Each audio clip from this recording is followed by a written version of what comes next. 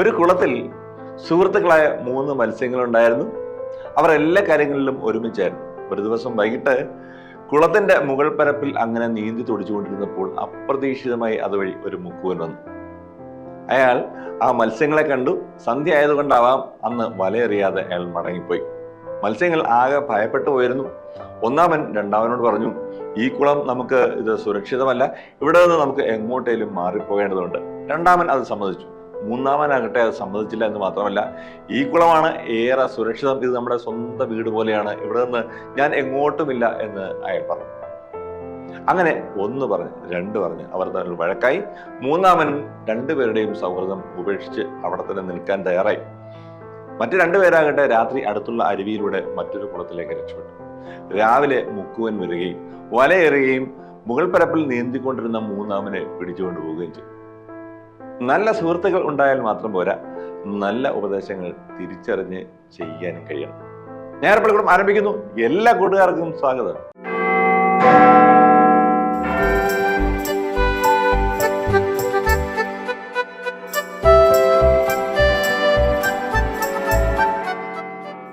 മദ്യവും മയക്കുമരുന്നും യുവതലമുറയെ എന്നല്ല, കൊച്ചു കൂട്ടുകാരെയും വലയിൽ കുടുക്കിക്കൊണ്ടിരിക്കുകയാണ്. വീട്ടുകാരും കൂട്ടുകാരും നാട്ടുകാരും ഒക്കെ കൂടെ നിന്നാലും ചില കൂട്ടുകാർ കുടുങ്ങിപ്പോകും. ഇതിലൊക്കെ കുടുങ്ങിപ്പോകാതിരിക്കാൻ ഒരു തമാശക്കെങ്കിലും അല്പം ലഹരി നുകർന്ന് നോക്കാതിരിക്കാൻ തികഞ്ഞ ശ്രദ്ധയും അല്പം തിരിച്ചറിവും ഒക്കെ വേണ്ടിയിരിക്കുന്നു. അഭിനന്ദ ഡോക്ടർ ഗബ്രിയേൽ മാർ ഗ്രിഗോറിയോസ് മെത്രാപ്പോലീത്തയുടെ സന്ദേശത്തിലേക്ക്. അരുതരുത് ലഹരി.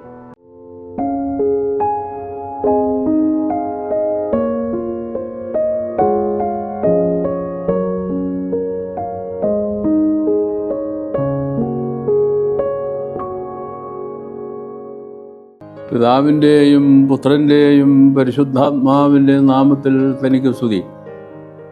ഞായർ പള്ളിക്കൂടത്തിലെ എൻ്റെ കുഞ്ഞു കൂട്ടുകാർക്ക് ക്രിസ്തുവേശുവിൽ സ്നേഹവന്ദനം. പ്രിയപ്പെട്ട കുഞ്ഞുങ്ങളെ, നിങ്ങൾ സ്കൂളുകളിൽ പഠിക്കുന്നു, സൺഡേ സ്കൂൾ വിദ്യാർത്ഥികളുമാണ്. നമ്മുടെ കർത്താവായ യേശു ക്രിസ്തുവിൻ്റെ പ്രിയ മക്കളും. പരിശുദ്ധ സഭ ഈ വർഷം പ്രത്യേകമായും മദ്യവും ലഹരിയും അത് ഉപേക്ഷിക്കണമെന്ന പ്രത്യേകമായ ആഹ്വാനം നടത്തുകയാണ്. ലഹരിമുക്ത സമൂഹം എന്ന മുദ്രാവാക്യം സഭ സ്വീകരിച്ചുകൊണ്ട് അതിനാവശ്യമായ പ്രബോധനങ്ങളും അടിസ്ഥാനപരമായ പഠനങ്ങളും നടത്തി പ്രബുദ്ധരാക്കുന്ന ഒരു വലിയ സംരംഭം ഏറ്റെടുത്തിരിക്കുന്നു. ഈ കഴിഞ്ഞ 1 മാസം മുമ്പ് പരിശുദ്ധ കാതോലിക്ക ബാബ തിരുമനസ്സുകൊണ്ട് ദേവലോകത്ത് ആധ്യാത്മിക സംഘടനകളുടെ സഭാതലത്തിലുള്ള ചുമതല വഹിക്കുന്ന മെത്രാപ്പോലീത്തമാരെയും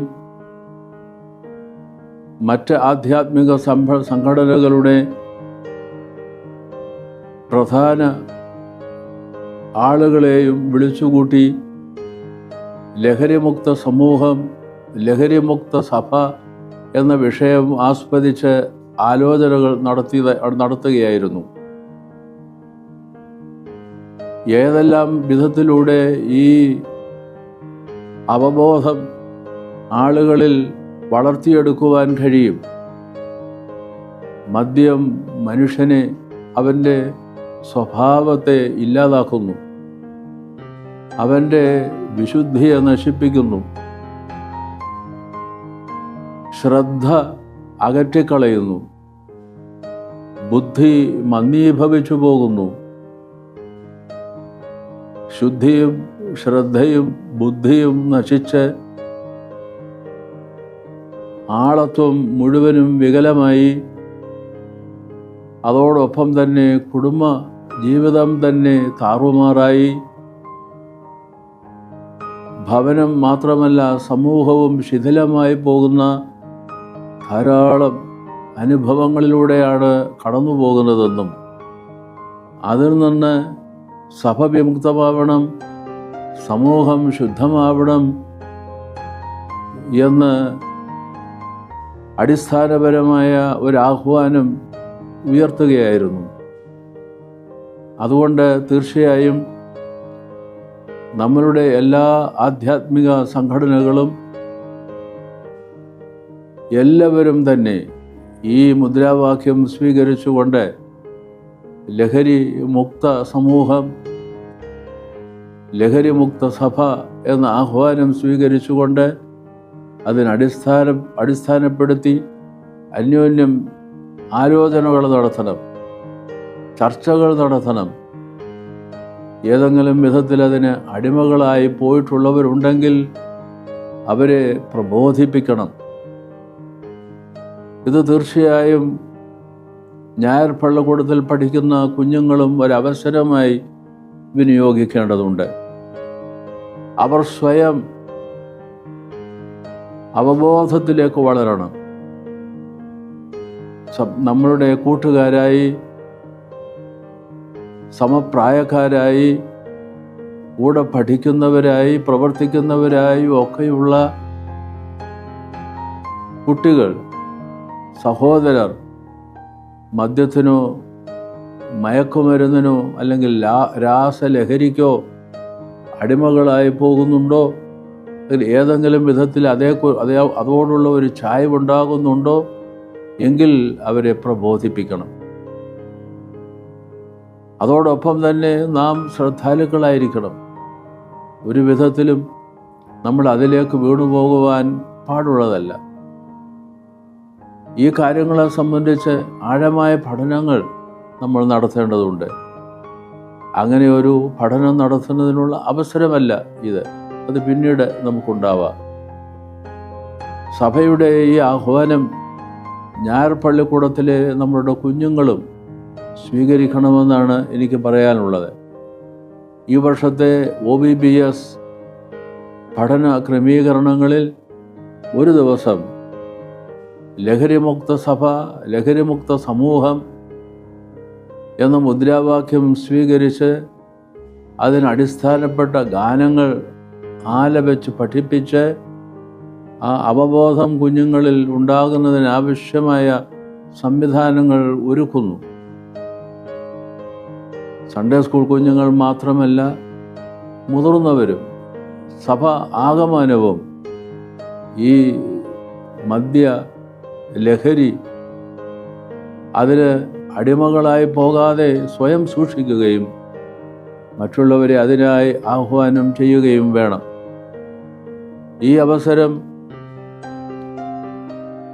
സൺഡേ സ്കൂൾ കുട്ടികൾക്കായി, ഞായർ പള്ളിക്കൂടത്തിലെ കുഞ്ഞുങ്ങൾക്കായി ഏവർക്കും ഉപയോഗിക്കത്തക്ക നിലയിൽ ഒരു 2-3 വരി പാട്ട് ഒരു ആംഗ്യപ്പാട്ടായി നേരത്തെ തന്നെ ഞാൻ ഞായർ പള്ളിക്കൂടത്തിലെ കുട്ടികളെ പഠിപ്പിച്ചിട്ടുള്ളതാണ്. ഒരല്പം പാഠഭേദത്തോടെ വീണ്ടും ഞാനത് ഒരു ആംഗ്യപ്പാട്ടായി ഇവിടെ അവതരിപ്പിക്കട്ടെ. അരുതരുത് അരുതരുത് മദ്യവും ലഹരിയും, അരുതരുത് അരുതരുത് മദ്യവും ലഹരിയും, കരുതു കരുതു ശുദ്ധിയും ശ്രദ്ധയും, കരുതു കരുതു കരുതു കരുതു ശുദ്ധിയും ശ്രദ്ധയും, കരുതു കരുതു ബുദ്ധിയും ഭക്തിയും, കരുതു കരുതു കരുതു കരുതു ബുദ്ധിയും ഭക്തിയും. ഇങ്ങനെ അത് ആവർത്തിച്ച് പാടുകയും ഈ പാട്ട് മറ്റുള്ളവരെ പഠിപ്പിക്കുകയും വേണം. Each one teach one. ഒരാൾ വേറൊരാളെ പഠിപ്പിക്കണം. ഇതൊരു ശുശ്രൂഷയായി, ഒരു ദൗത്യമായി, a ministry and a mission അങ്ങനെ സ്വീകരിച്ചുകൊണ്ട് ഞായർ പള്ളിക്കൂടത്തിലെ എല്ലാ കുഞ്ഞുങ്ങളും ഒരു കൂട്ടുകാരിയെ എങ്കിലും ഈ ആംഗ്യപ്പാട്ട് പഠിപ്പിക്കണം. അവർ മറ്റാരെയെങ്കിലും ഇത് പഠിപ്പിക്കണം എന്ന് പ്രബോധിപ്പിക്കുകയും വേണം. കുഞ്ഞുങ്ങളെ, നമ്മൾ ശുദ്ധിയും ശ്രദ്ധയുമുള്ളവരായിരിക്കാം.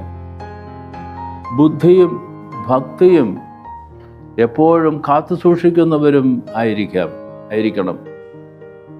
അങ്ങനെ സഭയെ മദ്യത്തിൽ നിന്നും ലഹരിയിൽ നിന്നും മുക്തമാക്കിയെടുക്കുവാൻ, സമൂഹത്തെ അങ്ങനെ മുക്തമാക്കിയെടുക്കുവാൻ, സർവോപരി നമ്മെ തന്നെയും പൂർണ്ണമായും ഈ അവബോധത്തിൽ ഉറപ്പിച്ചുകൊണ്ട് അനുഗ്രഹീതരായ ദൈവമക്കളായി ദൈവതിരുസന്നിധിയിൽ നിൽക്കുവാൻ പ്രത്യേകം ശ്രദ്ധിക്കാം. കുഞ്ഞുങ്ങളെ എല്ലാവരെയും ദൈവം അനുഗ്രഹിക്കുമാറാകട്ടെ.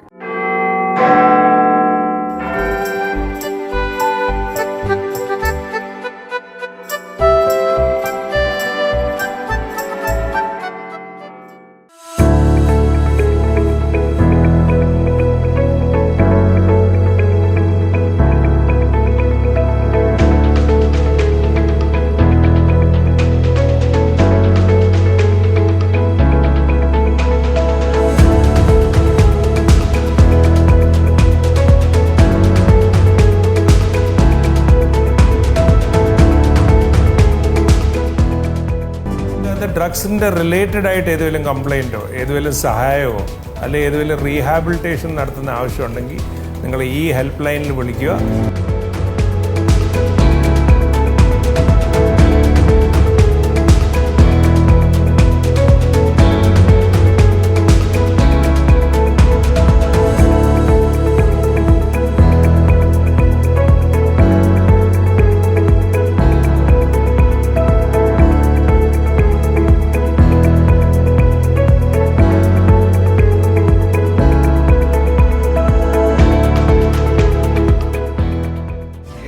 രാസമയക്കുമരുന്നുകളും നാട്ടിൽ മാത്രമല്ല വീട്ടിനുള്ളിലേക്കും കടത്തിരിക്കും. സന്തോഷമെന്ന് കരുതി സ്വന്തം ജീവിതം തന്നെ നശിപ്പിക്കുന്ന ലഹരിക്ക് അടിമപ്പെടാതിരിക്കുക. നല്ല സൗഹൃദങ്ങളും സന്തോഷകരമായ കുടുംബാന്തരീക്ഷവും ലഹരിയാക്കുക. Say no to drugs. Yes to life.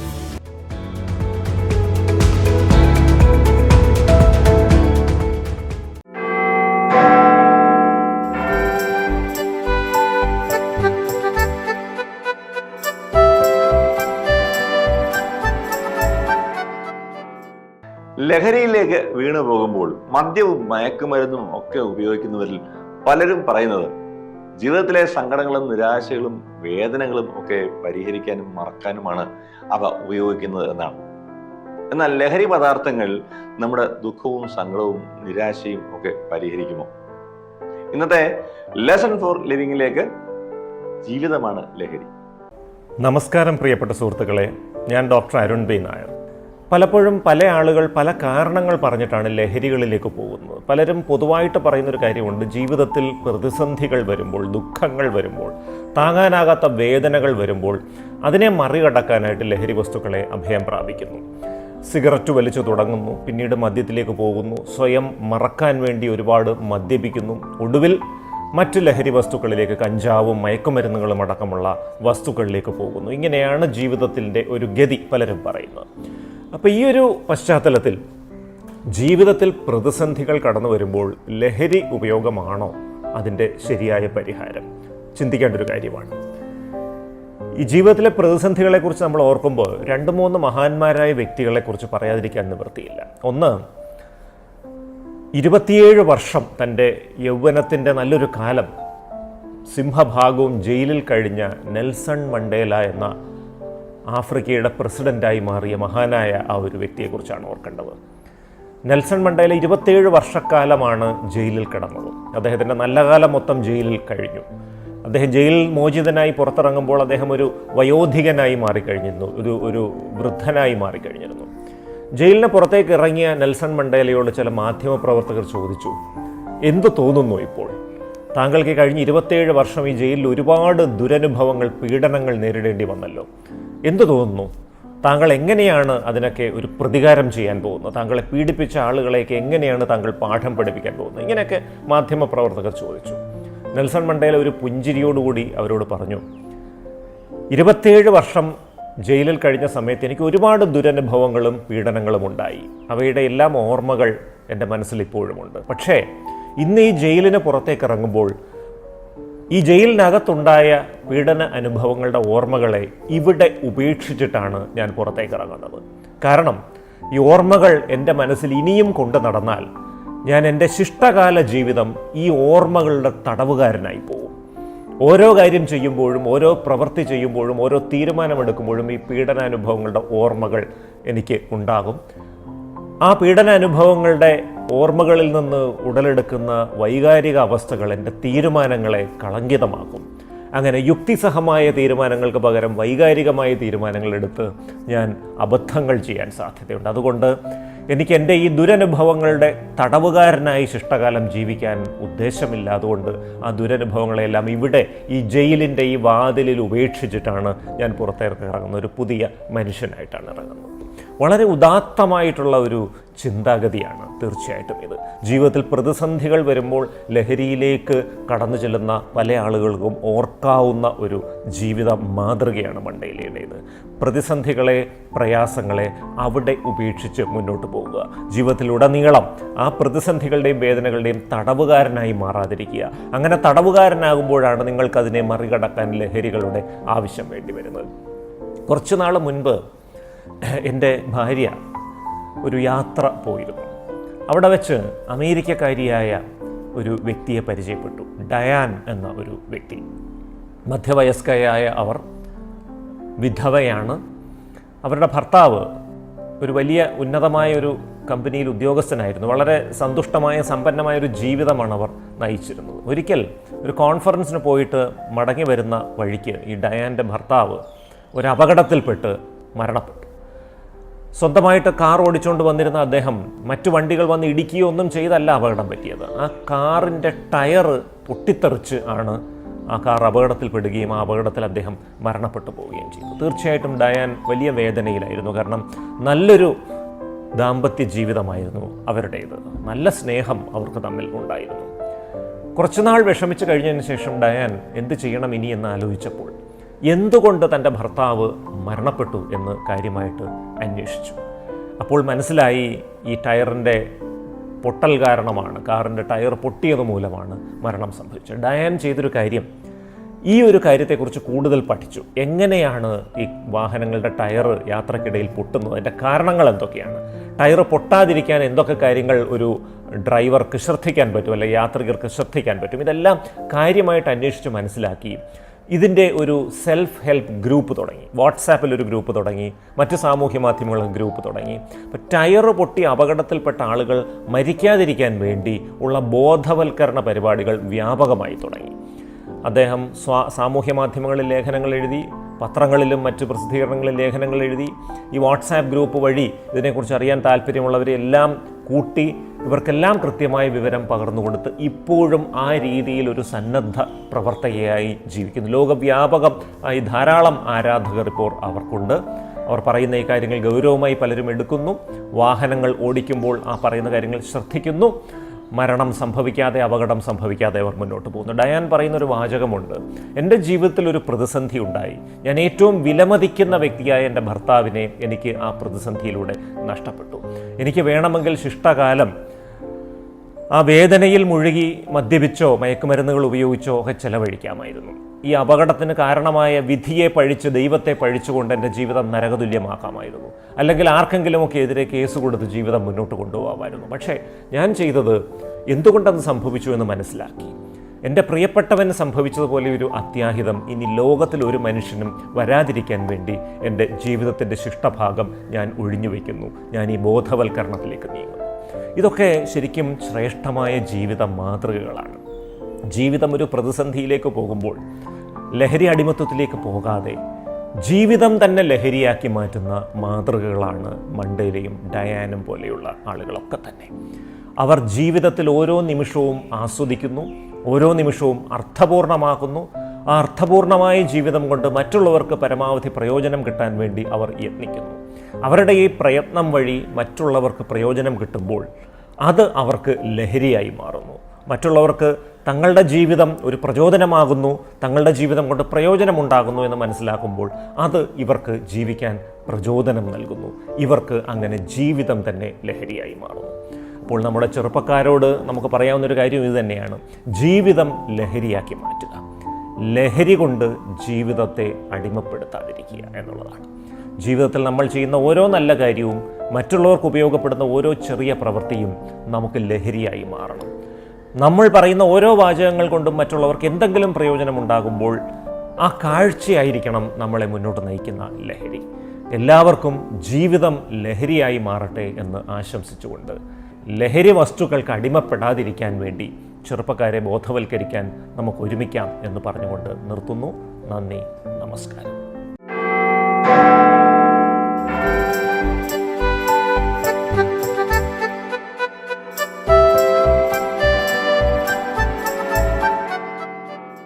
പ്രിയമുള്ള കൂട്ടുകാരെ, നമ്മുടെ നോമ്പ് കലണ്ടർ ഡയറി എഴുതിയവർക്ക് ആർക്കാണ് സമ്മാനം എന്നറിയണം അല്ലേ?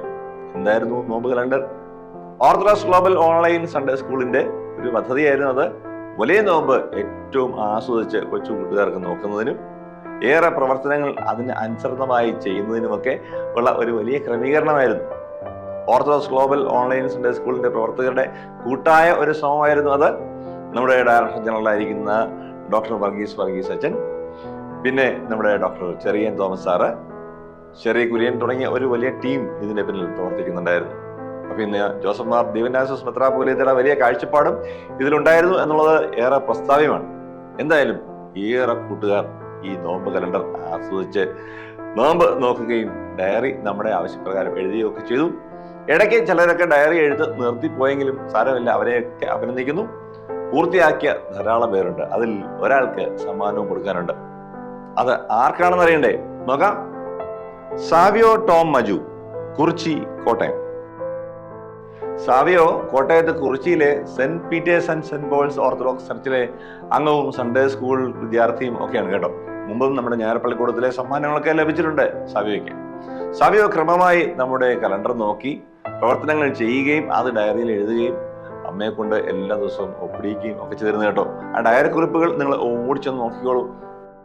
ചിലതൊക്കെ ഞാൻ വായിക്കാം കേട്ടോ. 10/3/2025 മിക്ക ദിവസങ്ങളിലും അമ്മ വീട് വൃത്തിയാക്കാറുണ്ട്. ഇന്ന് അമ്മയെ ഞാനും അതിന് സഹായിച്ചു. അമ്മയോട് ഒപ്പം നിന്ന് വേണ്ട സഹായങ്ങൾ ചെയ്തതിനാൽ അമ്മയുടെ ജോലി എളുപ്പമാക്കാൻ സഹായിച്ചു. പരീക്ഷ ഉണ്ടായിട്ടും അമ്മയെ സഹായിക്കാൻ സാധിച്ചതിൽ എനിക്ക് വളരെയധികം സന്തോഷമായി.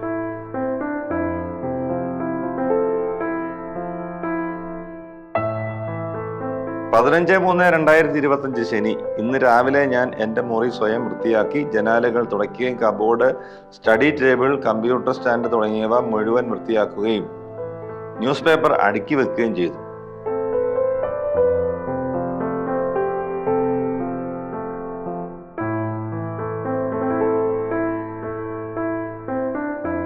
ഇരുപത്തഞ്ച് 3/2025 ചൊവ്വ. അന്നത്തെ ആക്ടിവിറ്റി നോ കംപ്ലൈന്റ് ഡേ ആണ്.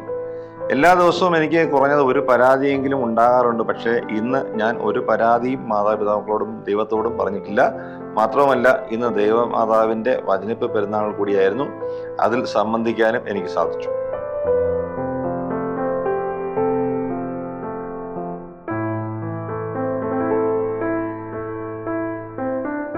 4/4/2025 വെള്ളി. ആക്ടിവിറ്റി അന്ന് ഫാസ്റ്റ് ഫ്രം ഇലക്ട്രോണിക് എക്യുപ്മെന്റ്സ് ആയിരുന്നു.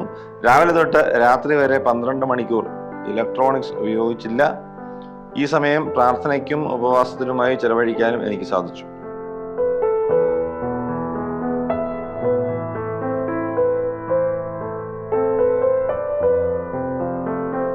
ഏറെ രസകരമായ കൊച്ചു ഡയറി കുറിപ്പുകളാണ് സാവിയുടേത്. വളരെ മനോഹരമായിരിക്കുന്നു. പ്രത്യേകം അഭിനന്ദനങ്ങൾ. ഒരു ദിവസവും മുടങ്ങാതെ എല്ലാ ആക്ടിവിറ്റീസും ചെയ്ത് ഡയറിയിൽ എഴുതിയിട്ടുണ്ട്. കൂടെ നിന്ന മാതാപിതാക്കളെയും പ്രത്യേകം അഭിനന്ദിക്കുന്നു. സമ്മാനമുണ്ട്. സമ്മാനം വീട്ടിലെത്തും. വീണ്ടും അഭിനന്ദനങ്ങൾ. ഞായർപ്പള്ളിക്കൂടത്തിന്റെ ഇന്നത്തെ സമയം അവസാനിക്കുകയാണ്. അഭിപ്രായങ്ങൾ കമന്റ് ബോക്സിൽ രേഖപ്പെടുത്തുക. തിരുവനന്തപുരത്തേക്ക് വിളിക്കുന്നവർ 27131000 എന്ന ഫോൺ നമ്പർ ഓർത്തു വയ്ക്കുക. ഞായർപ്പള്ളിക്കൂടം എല്ലാ ഞായറാഴ്ചയും ഇന്ത്യൻ സമയം രാവിലെ 7 മണിക്ക് ലൈവാണ്. പിന്നീട് 11:30 OSSI ബോധനം ചാനലിലും OSSIബോധനം.org എന്ന വെബ്സൈറ്റിലും ലഭ്യമാണ്. വൈകിട്ട് 7 മണിക്ക് ഗ്രിഗോറിയൻ TVയിലും ലഭ്യമാണ്. വിവിധ ഫേസ്ബുക്ക് പേജുകളിലും ലഭ്യമാണ്. മുടങ്ങാതെ കാണണം, ഷെയർ ചെയ്യണം, സബ്സ്ക്രൈബ് ചെയ്യണം. അടുത്ത ആഴ്ച കാണാൻ ആഗ്രഹിച്ചുകൊണ്ട് ചാച്ചൻ സന്തോഷ് ബൈ പറയുന്നു. എല്ലാ കൂട്ടുകാരെയും ദൈവം അനുഗ്രഹിക്കും.